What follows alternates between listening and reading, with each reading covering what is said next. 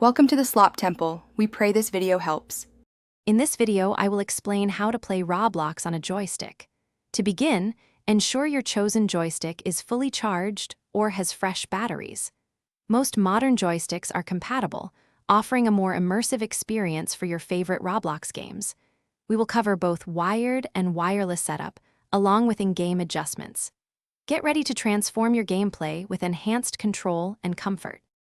Connecting your joystick is often a straightforward process. If you have a wired controller, simply plug its USB cable into an available port on your computer. For wireless models, activate the Bluetooth pairing mode on your joystick, usually by holding a specific button. Then, open your computer's Bluetooth settings and select the controller from the list of available devices.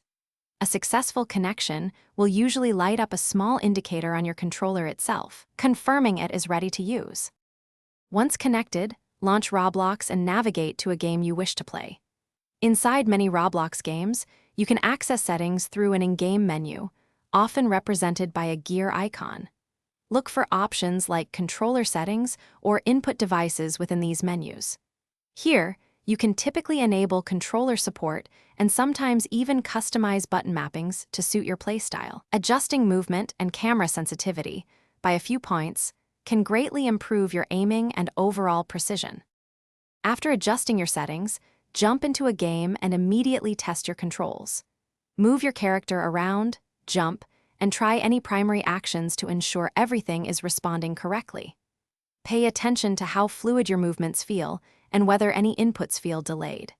You might need to return to the settings to fine-tune sensitivity or even remap a few buttons for optimal comfort and performance. Practice for about 15 minutes to get a good feel for your new setup. Thanks for watching. Consider subscribing if we helped you.